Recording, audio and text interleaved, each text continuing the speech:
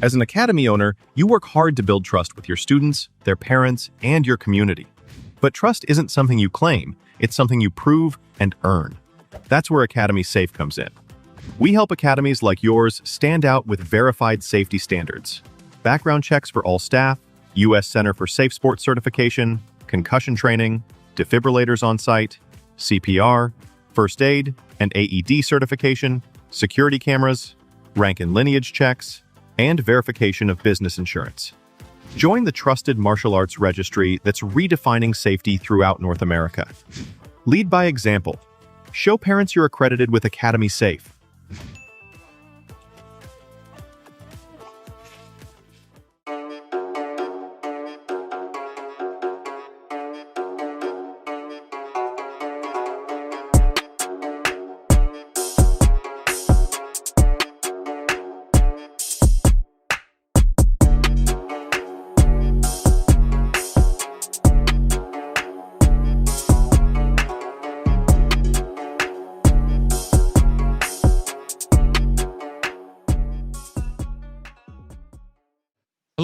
Hello, and welcome to My Empty Hands, a podcast about the martial arts, typically focused on Kempo, but we give love to all the martial arts around here. I am Reggie Darden, and got another wonderful guest with me today, Mr. Kit Sims, and we're going to get into his martial arts journey and whatever other rat holes that we happen to stumble upon. We'll do that as well. I usually start things off by just giving a little bit of my background. So I currently train in multiple martial arts at this point, American Kempo, Capoeira, Hapkido, Brazilian Jiu-Jitsu, and Muay Thai. I also have some experience in Taekwondo and did a little bit of boxing while I was in the Army.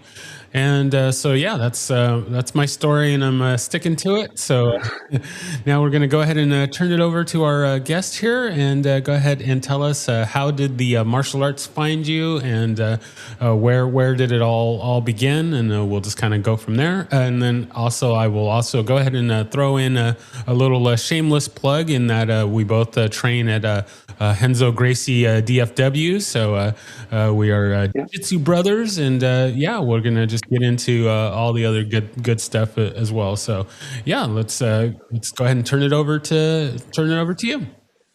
So it all started, I guess, in 2012. I was 42. Me and my wife, we actually just had weight loss surgery. I was close to, actually, I think I was 255, around that, and which doesn't sound like a lot, but when you're, as short as I am, it was quite a bit. So, me and my wife, we both had weight loss surgery. We had the gastric sleeve thing, and we did really well with that, and got my weight down. And I'm like, okay, so now you've got to do something with it. You can't just can't lose the weight and then that's it, because then you're just going to gain it right back. And what my doctor said, and I'm like, okay. So my stepbrother, he trained in Taekwondo, and at the time was was first degree black belt in Taekwondo. And I'm like, you know what, man, I've always had an interest, growing up, in the 70s, like I did. You always, my dad always took me to see the Bruce Lee movies, and then, on Saturday morning, you got to see the old Japanese and, movie, karate movies on TV. And so, all of that always interested me as a kid, and as an adult. So, I hear I've lost all this weight. I'm feeling good about myself, but, know I needed to do something. So I was driving home, and I knew I live in Hearst, and so I knew that there was a karate dojo. Didn't even know that it was called a dojo back then. And I was like, okay, on the way home, I'm just going to stop by in there and see what's going on. And so stopped in, knocked on the door. Someone happened to be there, and it's like, well, we don't have any class right now, but if you would come back tonight and just try it out. And so I'm like, what's the chances? I've lost weight, but I'm not in shape by any means, any stretch of the imagination. my cardio hadn't really worked out in my entire life. Get winded, just walking around the block. And I'm like, well, but let's, maybe we should try this. We should try this. So I went home, told my wife. She said, "That's fine. Have fun with that. That is not for me." you know. So I'm like, okay. So I'm gonna go try this. So sure enough, I went back that afternoon, and of course they fitted me with the gi and threw it on me, and I went out there and played around, and we did the first, and this was in Legend Martial Arts, what it ends up being.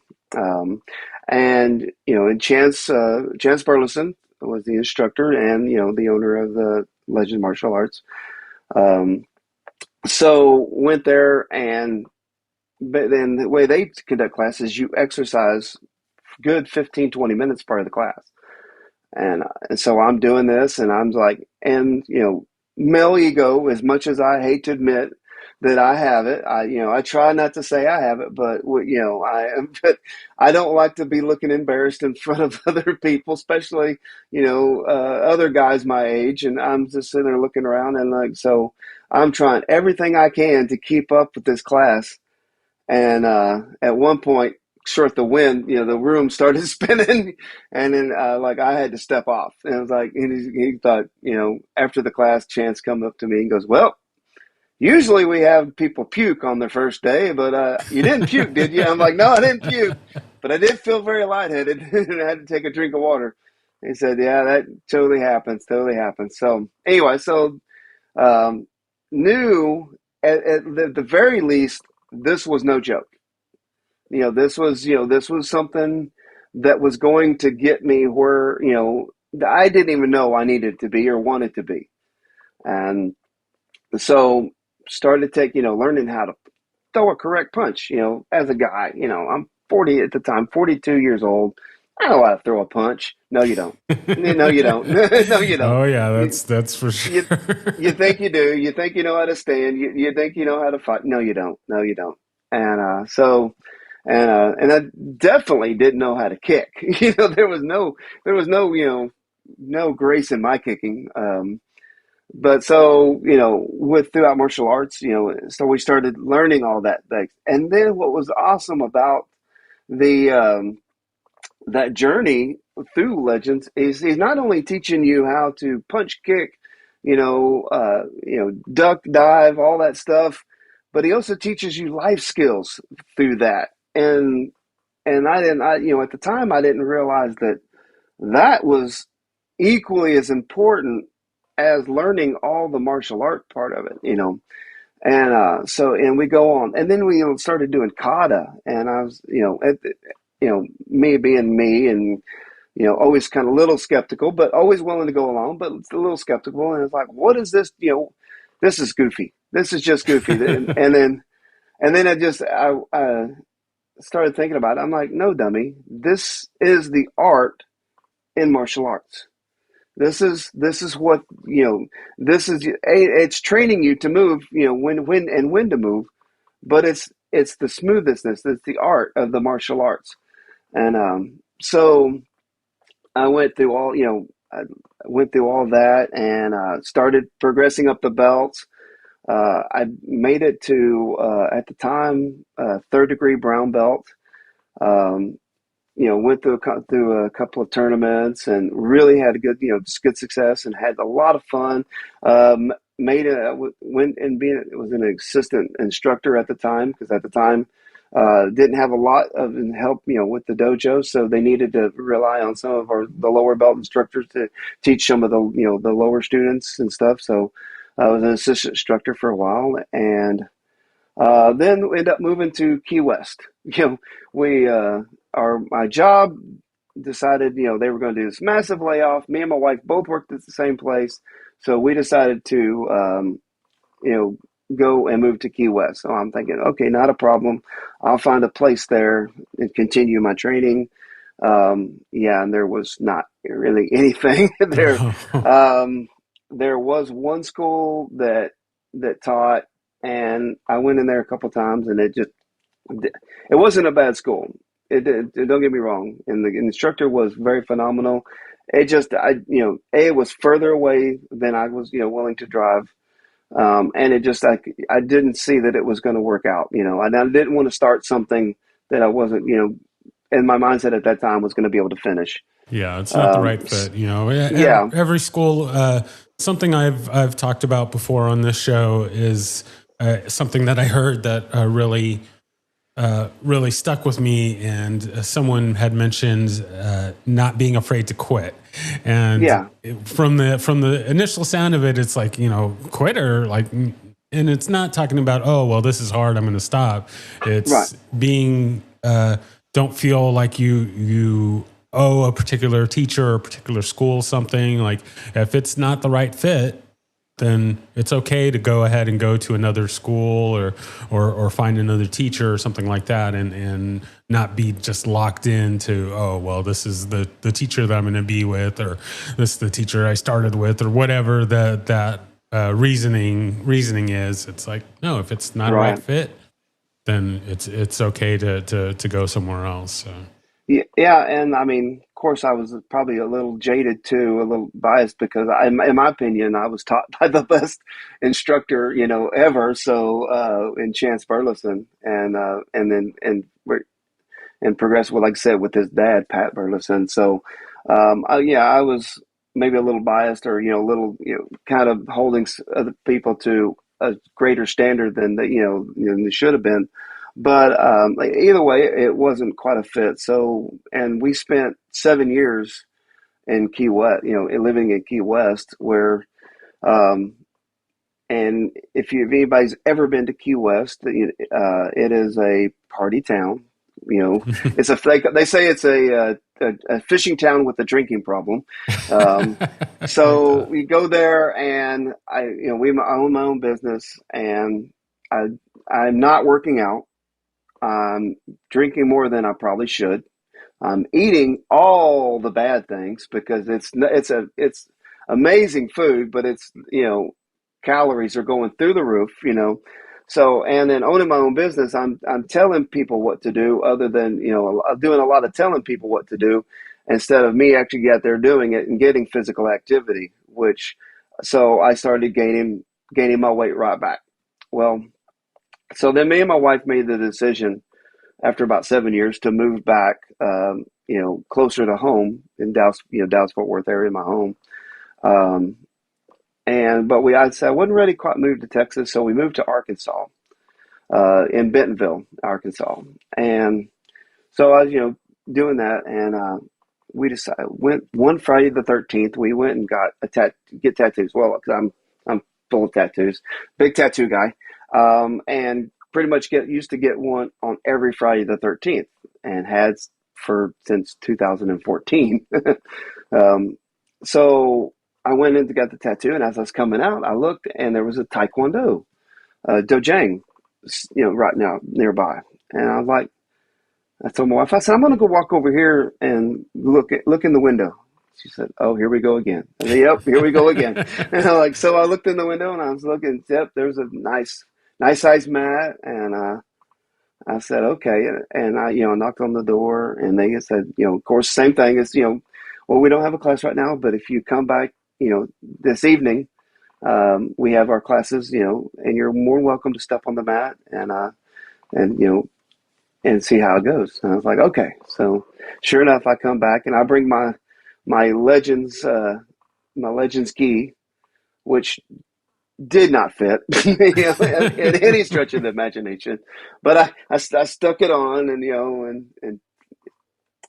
came over. They said, okay. So they said basically they wanted to see where I was at, and so I've been off the mat at this point for about 7 to 8 years. So but now going through all the training, at least I knew how to look like I could throw a punch and throw a kick and proper stances and stuff like that. So I did that, and thinking that, okay, I've gone with, this style of karate, or, what Chance teaches it, American karate.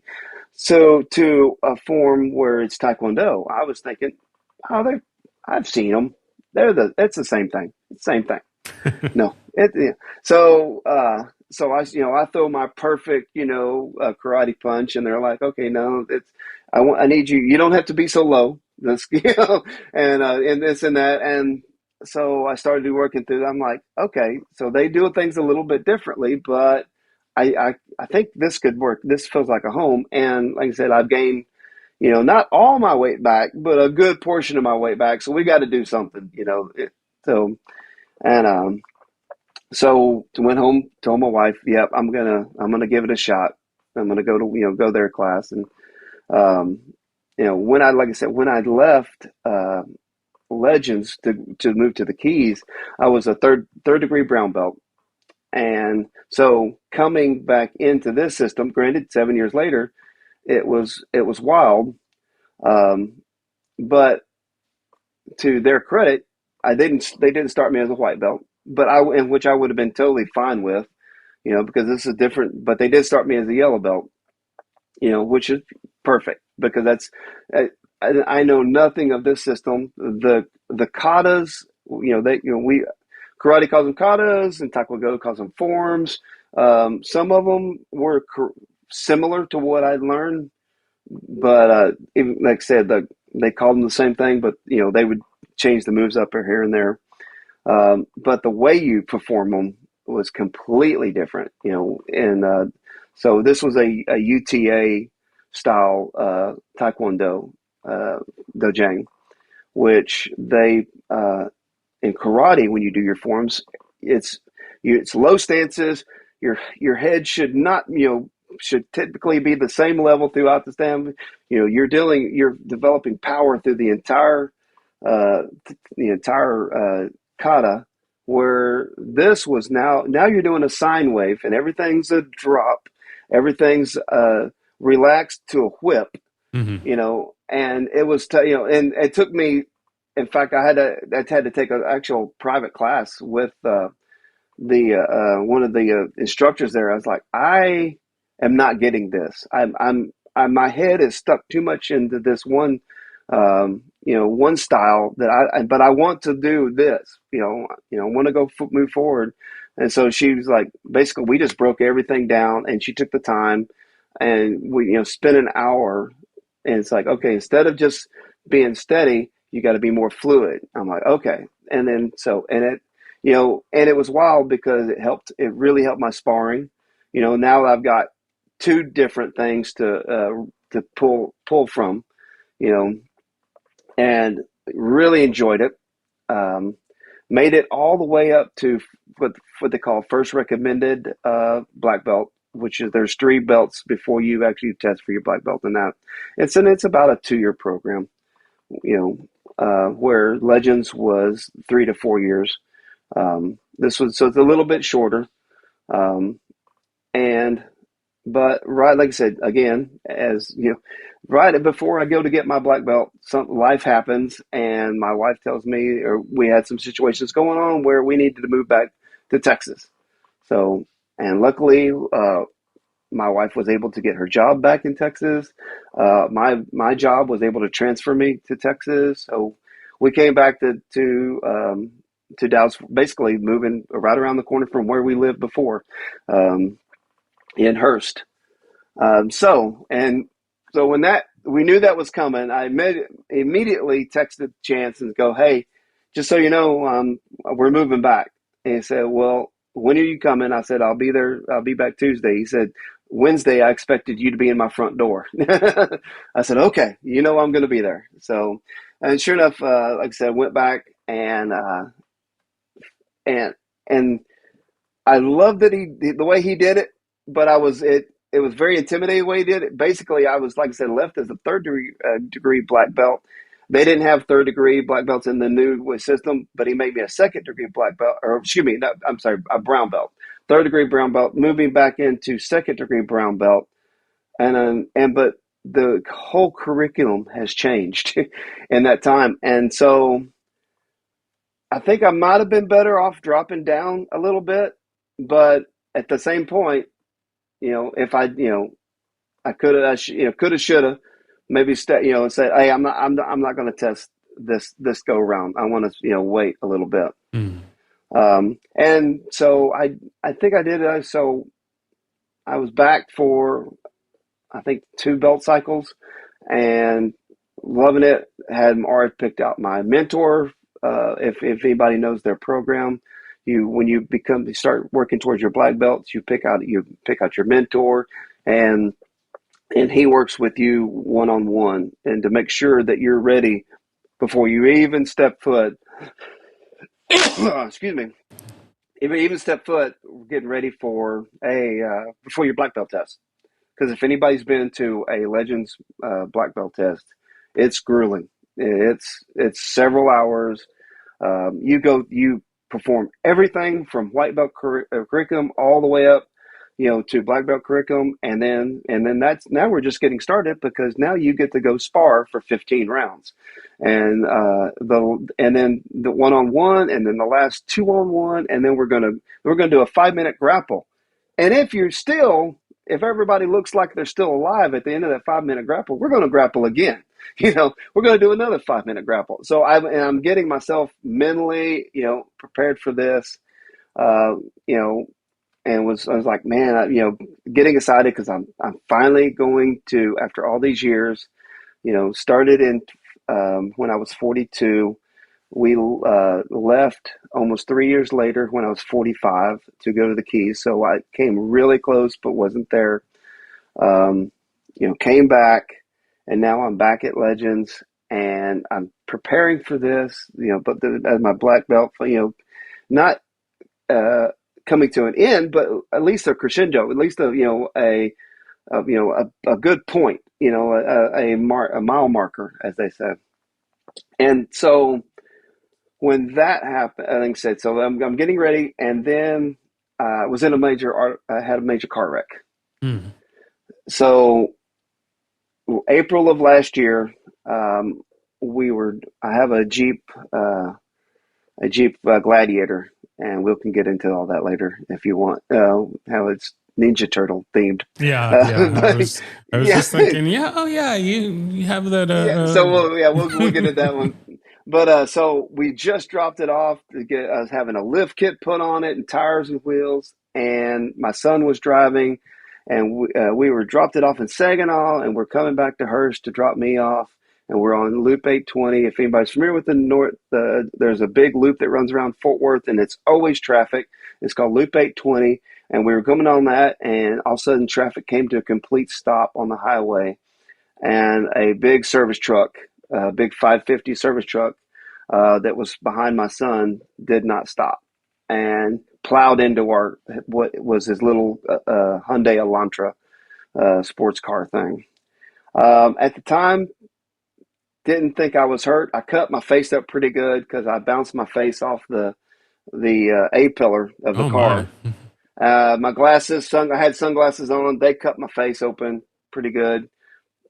But, being in the martial arts, you get banged up a little bit. It's like of course, my son's, never seen me bleed like that. And I said, "Hey, buddy, you okay?" And he said, "Yeah." "Yeah, I'm fine." But he looks over at me and says, "Oh my gosh," and I'm like, "What?" He said, "Dad, you're bleeding. You're bleeding." I'm like, so I flipped down the mirror. "Oh, yeah, I'm bleeding." So took my shirt off and stuck it to my face real quick, and I, then kind of stopped a little bit. Look, okay, it's not bad, but it's not great. So I came back. I'm holding, we got out, was able to get out of the car, and went and looked. Of course, the driver of the 550, he was in his 20s, scared to death. I'm Mm. like, but he thought he killed us, because it was basically he parked his front bumper in the back seat of that Mm. little car. Mm. Um, like I said, didn't really. I knew I was banged up, but not bad. Then ended up being as serious as it was. Um, so I'm trying to calm everybody down. I was like, no, dude, it happens. It happens. You've got insurance with your company. He's got insurance. I'm gonna go. We're go probably go to the hospital, but it's no big deal. We're all gonna. Everything's gonna be fine. So. Um, Fire, of course, police officers come and the fire department comes, and they, do you need an ambulance? I said, yeah, I want to go ahead, and because at the very least, let me get some stitches in my face, and So, they take us off, and I said I want my son to come too and have him checked out. Of course, he's 25, he's bulletproof, you know.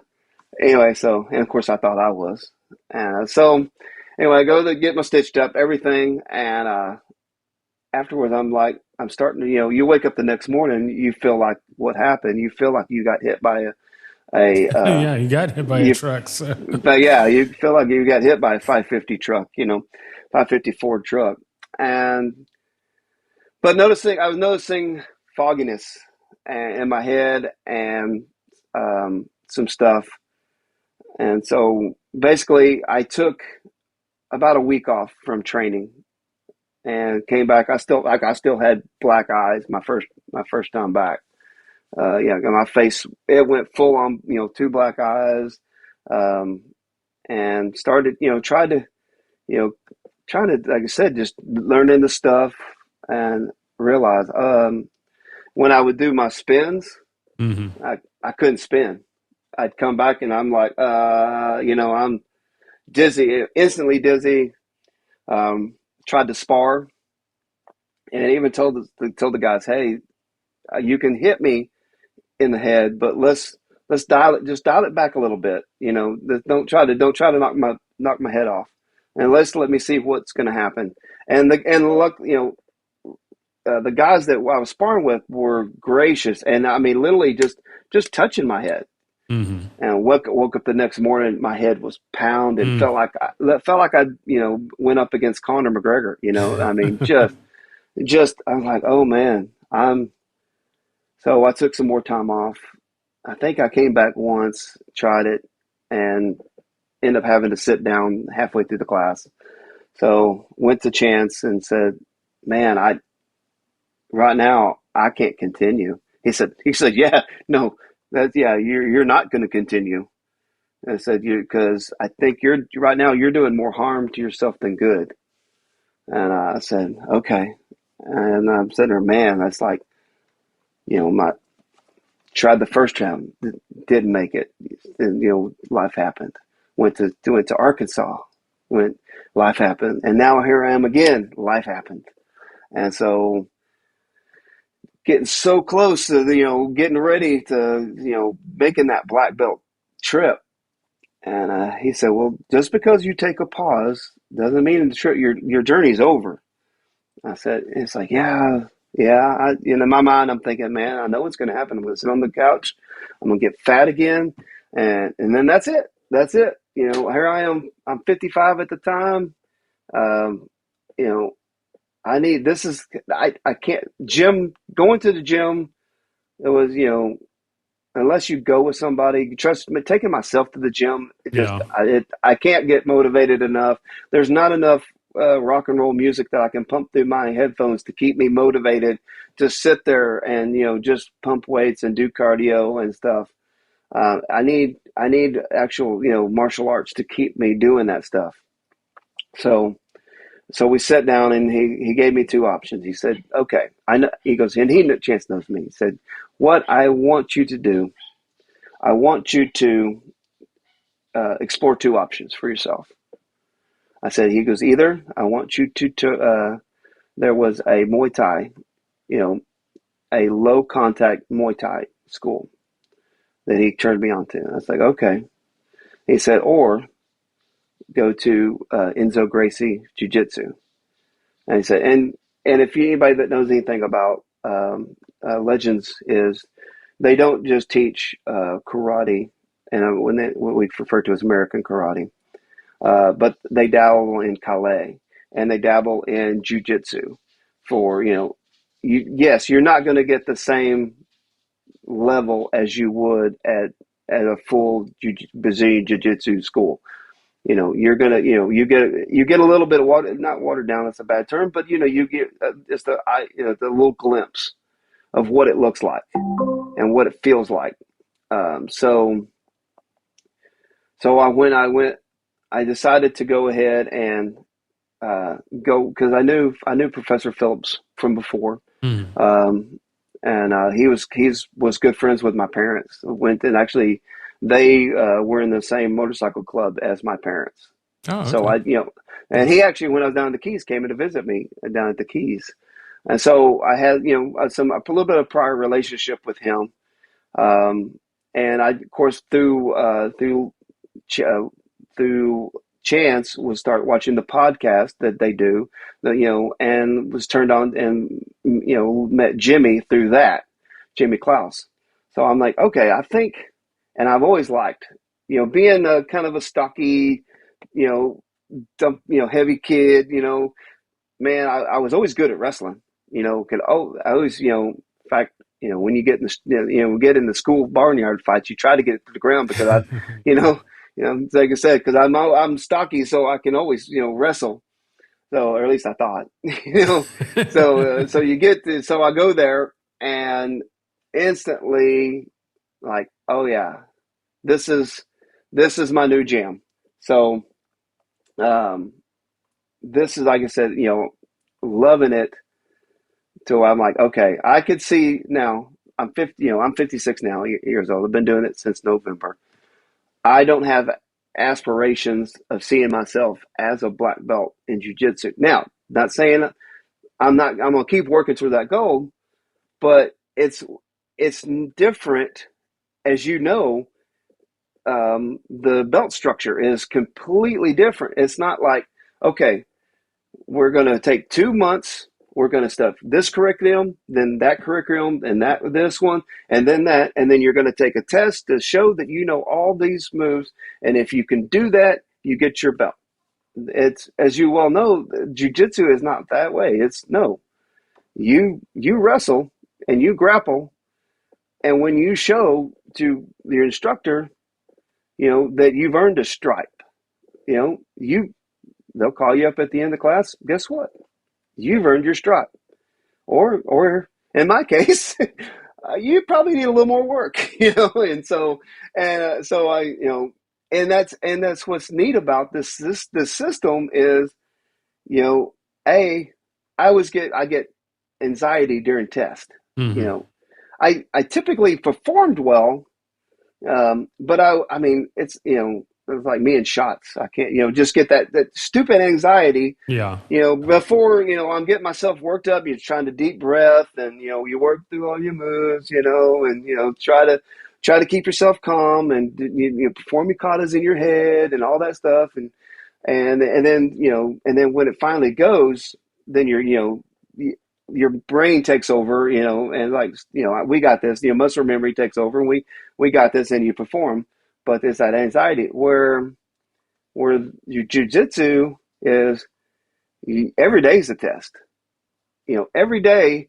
Now, I'm not saying every day is the world finals, but every day, every day, you should be on the mat trying your best, you know, trying to, you learn exactly what they're teaching you, and then, they roll afterwards. Then now you're trying to put it into real world, activity, and that's what's also neat about jujitsu is if you want, you can go full bore and not have to worry about, hurting the person, or, granted, you may twist something here and there, then we've all done it, Yeah.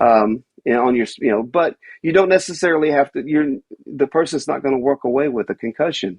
Um, so, so that being said, I, really liked it because it puts yourself into a more test situation where right now I'm in the reality of you've got a lot to learn, and I love how Coach Phillips put it. He's like, yeah, you're learning a whole new language. Said right now, and you're learning the ABCs of a whole new language.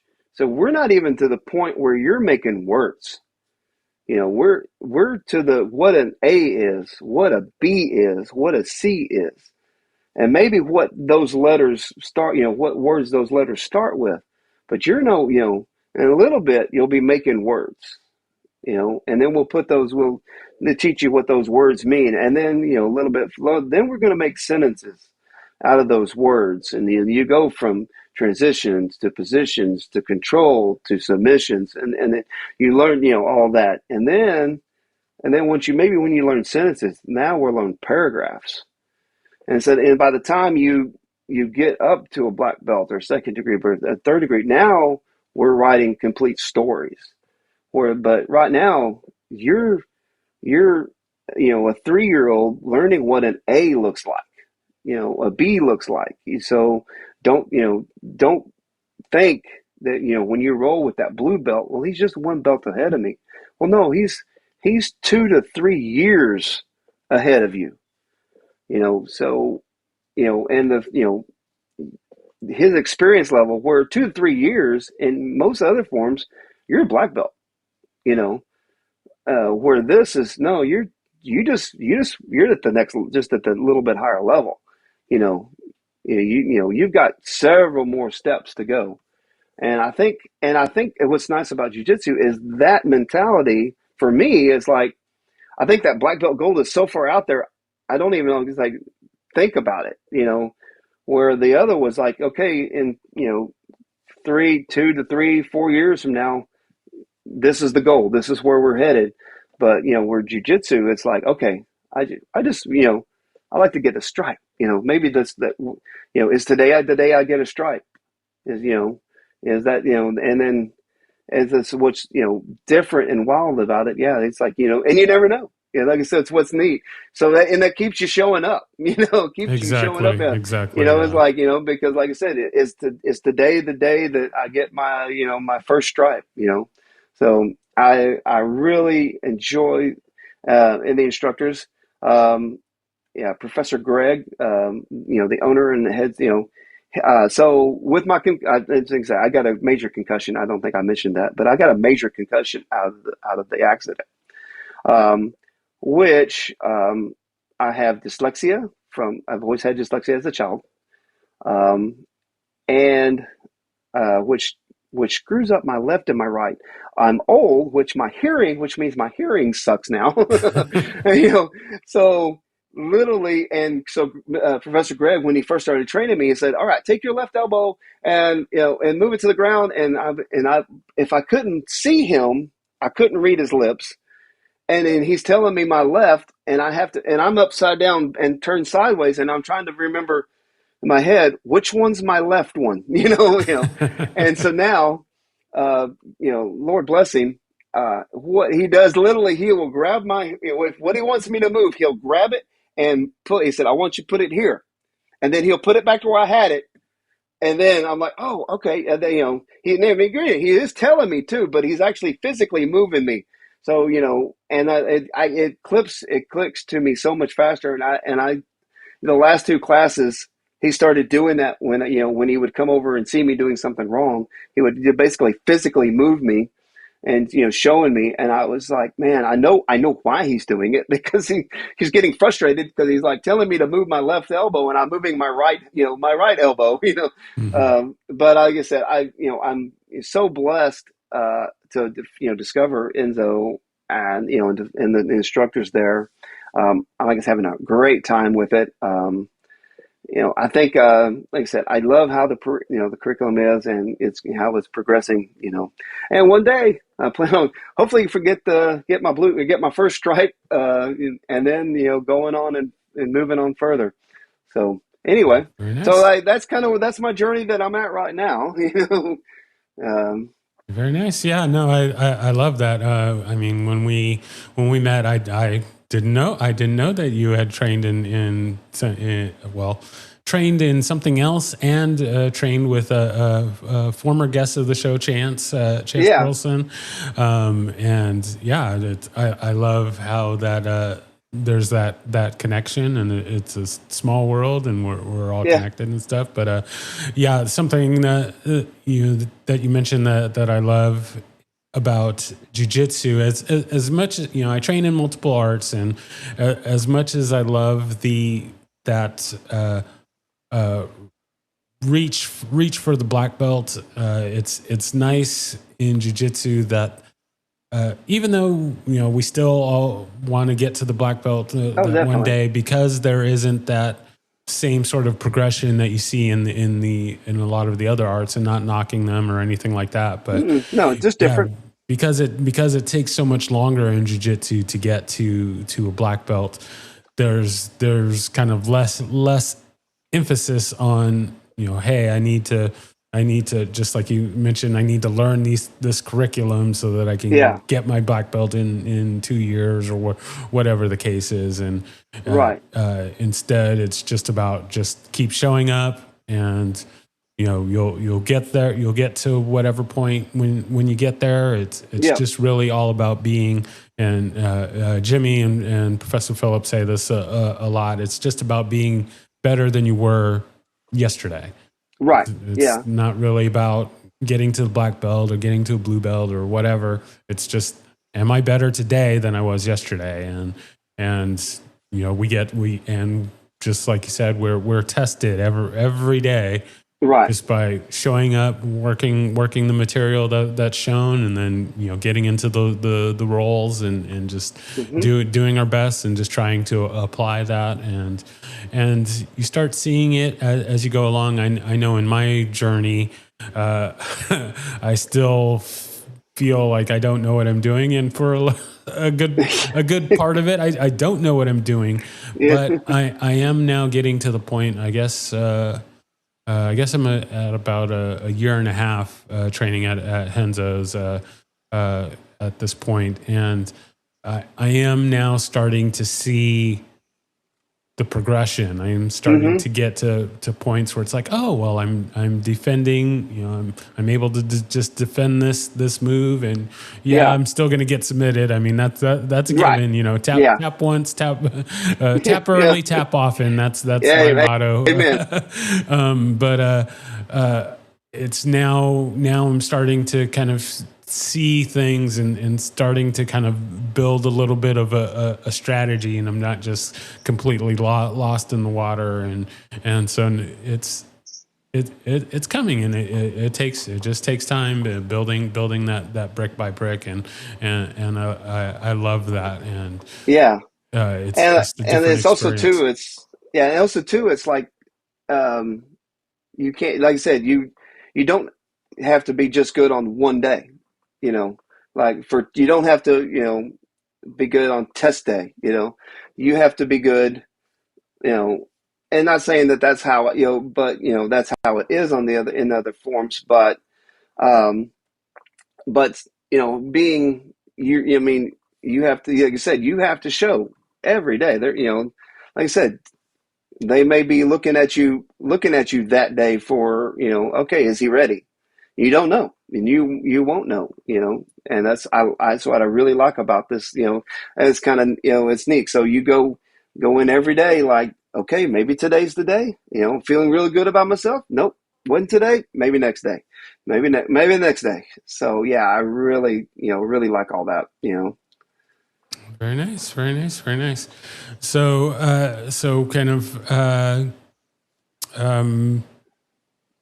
guess I probably want to ask. So, any aspirations for getting into the competition side? Have you done any of the competitions yet, or?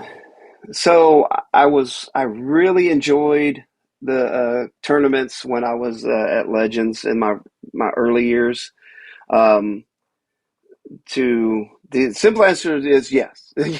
Quick answer. Now let's get there. Um, Part of me is a little nervous, as I should be, and not that I'm nervous about the outcome, win or lose.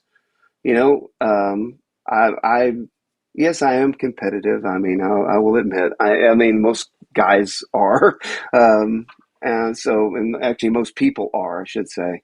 But yeah, so but what I know, like I said, I don't want to get myself. What scares me is getting hurt at 56 years old, blowing out a knee because I'm going to go 110% when I should have been going 75% because I'm trying to go for a win, and instead of and I hopefully, like I said, that's the only thing that makes me nervous is what will I do, will I, instead of tapping, when he's got me in that triangle, or should I, okay, let me sit here and okay, now they're waking me up, Yeah. or like I said, I go, get that, arm bar in. I'm like, I can fight it a little bit. And the next thing I know, I'm showing up to work and my elbows in a sling. So that's the only thing that's got me. Like I said, the outcome, whether I win, lose, or draw, and during but I'm just like a little bit nervous about what will my mentality be during, and because I'm real bad about not being a killer, Mm-hmm. Especially,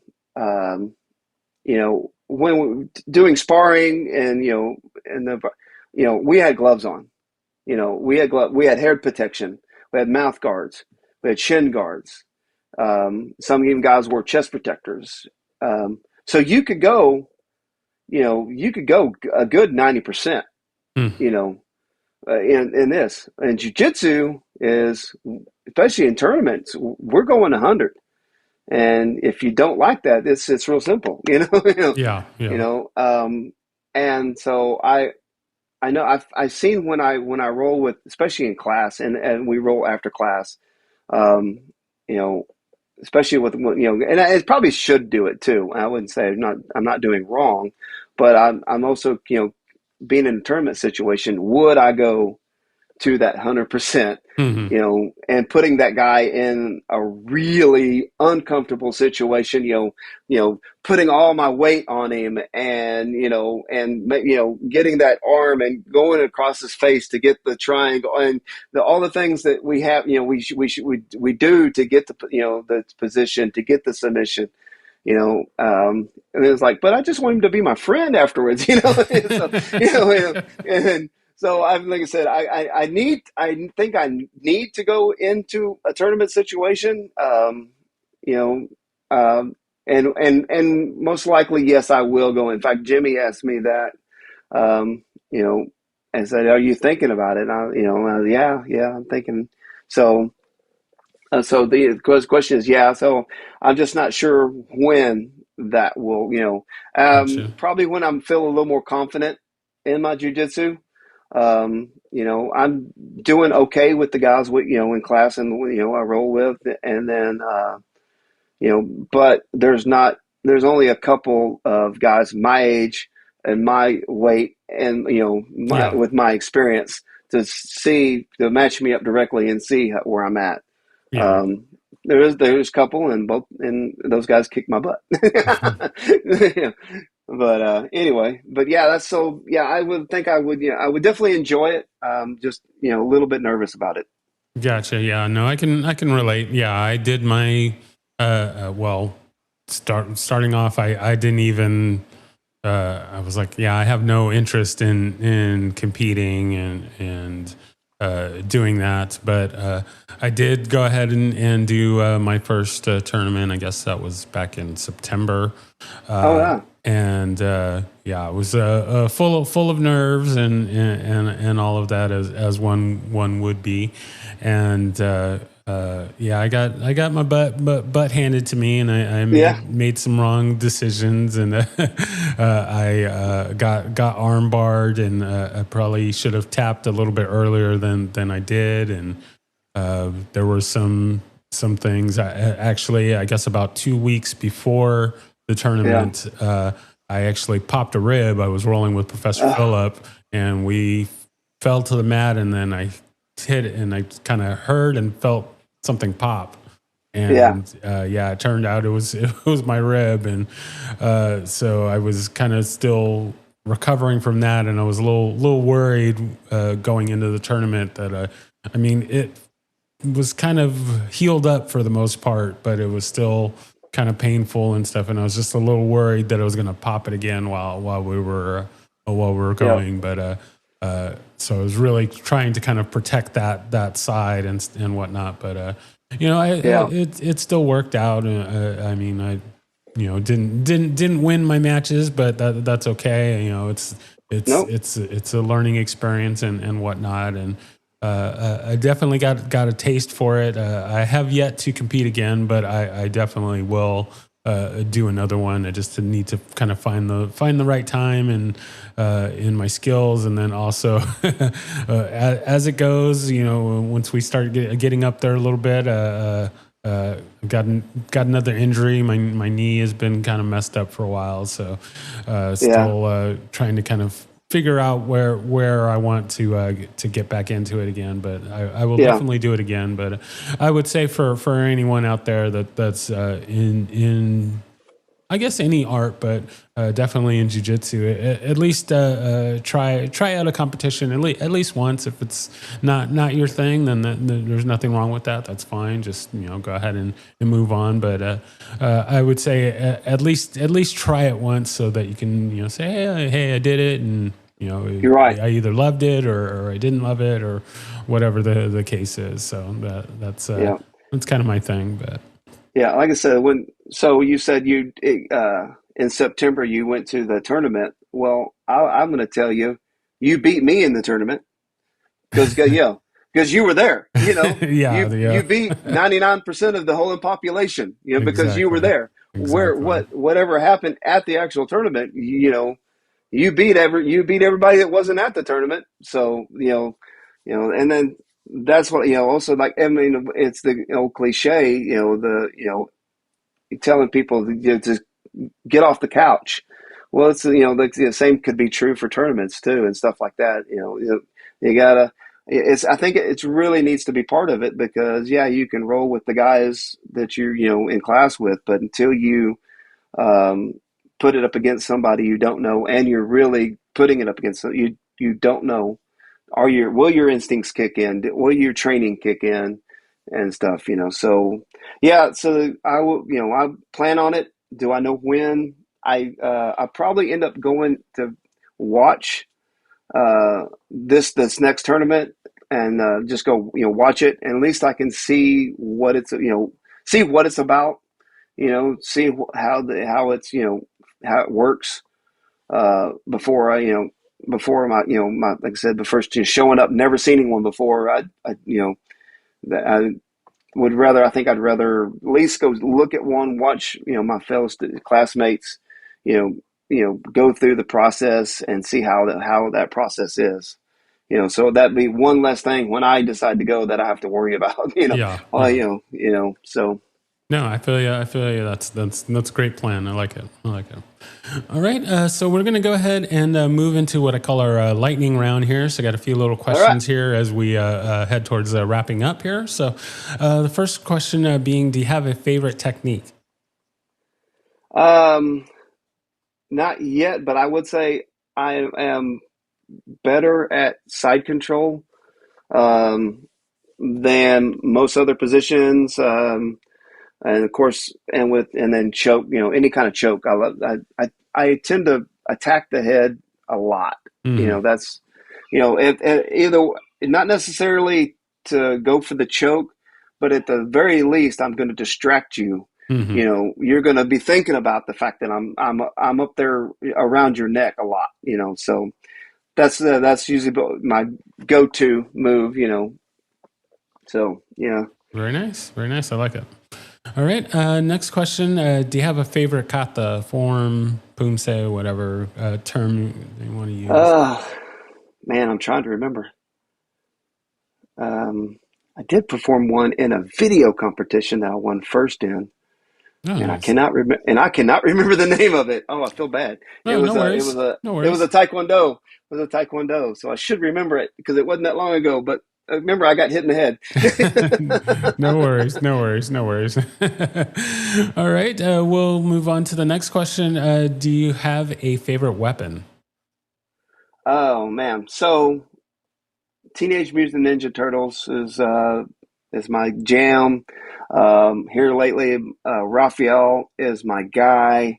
So the size, man, I love the size. So it's if anybody knows, like I said, they're a defense weapon. So that to me, that's I love that's the size, the philosophy behind them, the usefulness of them. I like that the whole concept of the Psy. Very nice, very nice. I like that shameless plug here. One of my previous Yes. guests was Ken Scott, who portrayed Raphael in Oh the yeah, yeah. Yes. original Ninja Turtles movie. So you can go back and check out that episode. He's a pretty cool guy to talk to, and got to meet him in person. There was a screening of the Ninja Turtles 2, Secret of the Ooze movie, I guess a few months Yes. back for the, Yep. I want to say 30th anniversary or Yep. The something like re-released. that. Yep. And so he was there for that. And so it was kind of nice because I had already interviewed him. I think I interviewed him like a few days before that. And so it was Nice. nice to go ahead and then go ahead and meet him in person. Yeah, he's one of the few. I haven't got his autograph yet. I've gotten a bunch of the voice actors and autographs, so I've got to get his autograph. Yeah, very cool. I've got Very cool. to. Yeah. Well, I believe he's based in Fort Worth, so it Yeah. should be not too difficult Yep. to track him down Yeah. and try Yeah. and get that. He tours around a lot and stuff, but yeah, he's pretty cool, accessible guy. So very nice. Can't Very wait. nice. All right. Next question: if there is anyone that you could train with, living or dead, fictional or non-fictional, who would that be? So this one's easy, and I'll say it when it's easy. So um, I mentioned earlier I trained with Chance.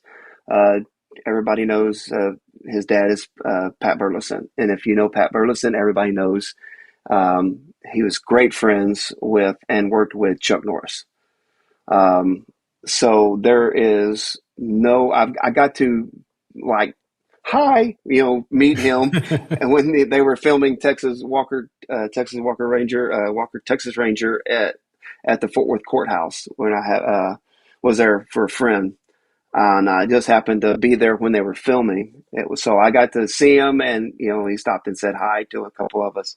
But yeah, Chuck Norris, man, like I said, and like I said, and he trained in jujitsu, like I said, and we realized that okay, yes, I'm trained in striking arts my entire life, and then okay, but I need to do this too. This needs to be a part of my my process, and so yeah, so um, getting to meet him and then the ultimate dream would be getting to train with him. That would be my put dirt on me, I'm done. Yeah, I'm good. yeah, exactly. Yeah, very nice, very nice. I like that. All right, last question. What is something that always motivates you to train, and/or something that you want to put out to motivate others to train? So I use the example of the movie Rocky Four, the training montage. He's out there running in the snow and doing all that stuff. The music's going. Anytime I see that scene, I'm ready to hit the mats, get out to Yeah. the school and get to work. So what is something like that always motivates you to train, or something that you want to tell others to motivate them? My easy one, as I step on the scale every morning. Step on the scale every morning, good or bad. Either way, it's going to be bad. Like I went on vacation. We went to Branson, Missouri, completely off my diet. Told my wife, going to be completely off my diet. Ate a candy bar, like, for the first time in several months. I thought, and still, got back home, step on the scale. No, it's going to be bad, and just don't worry. So for me, um, you know, for good or bad or whatever, my personal self image is important to me. So especially now, so I always step on that scale, look and say, okay, well, you gained a pound, or hey, you lost a pound. All right, you gained a pound. Go work harder today. You you know, Yeah. you lost a pound. Great. Now go lose another. So that's a big motivator. It's a personal thing I do every morning. I always like I said, always step on the scale, um, and it motivates me. It really does. because the days I don't want to go to class, and when you're 56, I love jujitsu, but there's flat days that I'm just not ready to go, and and so I'm just thinking, okay, but guess what's going to happen next morning, you're going to step on that scale, and you know what it's going to tell you. You know what it's going to tell you. So get your butt up and go to class, and that way, if it does tell you that, at least you try your hardest to get it to lose that pound, you know. So that was, like I said, that's my always been my motivator, is that darn thing, the little square box that sits on the bathroom floor, that I swear lies to me sometimes just to get me going. Yeah, I like that. I like it. Very nice, very nice, very nice. All right, so we are at our final piece of business for our time Nice. today, and that is the shameless self-promotion. So you can plug anything that you want, or if there's anything that we haven't covered that you wanted to say, you now have the floor, and then we'll close out from there. Oh, well, so the one thing we kind of touched on, but if you live in the DFW area or in the Hearst area, and you see a black gladiator that's running around with completely looking like Teenage Mutant Ninja Turtles, that's me. So I last year, like I said, right before my accident, I bought a Jeep Gladiator. My wife has a Jeep Wrangler, um, and we were trying to, and so hers has a theme, and hers is Marvin the Martian. And she's like, Oh, "Well, you got nice. to come. You need a theme." So I said, "Okay, well, I think I'm going to do Ninja Turtles." I've always loved them. I mean, I'm a kid of the '80s. I was born in '70s. The '80s were my child in my teenage years. So, everybody thought they could, to grab a broomstick and make nunchucks, back then. And Oh yeah, and so yeah, so the Ninja Turtles were like, my jam. I mean, to quote the kids from the '90s, you know, exactly. so uh, and so yeah, so Ninja Turtles. So I've been slowly getting this thing. I've not. It's not finished. It'll probably never be finished. But it's I've got it. You definitely can look at it and tell that I am a Ninja Turtle fan, big time. And like I said, you can see behind me some of my Ninja Turtle collection that I have. But yeah, so I'm a big fan of Ninja Turtles. So if you see him in my truck driving around, and you know it, then say you'll know it's me, and just wave to me, say hi. It makes my heart feel good. Very nice, very nice. Yeah, no wonder you and Professor Phillip are friends. Yes, Professor Phillip is very big into the Ninja Turtles as well. yeah. So, I So mean, who yeah, isn't? But he definitely yeah. To add is to into add it. to that is, like I said, when I started coming to go, everybody thought Philip got a new truck. Yeah, and so yeah, one thing, like I said, I do have a TikTok page, Mutant Kid, with Kid Kidd, Mutant Kid. I go on there. I do my video. I do a video before and after jujitsu class. I don't do any video inside. It's no, Hmm. video in the class. It's just basically my raw of, you can to see me, what I look like before class and what I look like after class. And my it's after class, it's usually fun trying to actually make words when I'm completely exhausted. My hair is all mess. I'm drip pouring sweat, and Oh yeah, I and know the then feeling. I'm fogging up the camera because my heat of just, a million degrees, Oh yeah. but yeah, so it's TikTok. If anybody does TikTok, I'm Mutant Kid.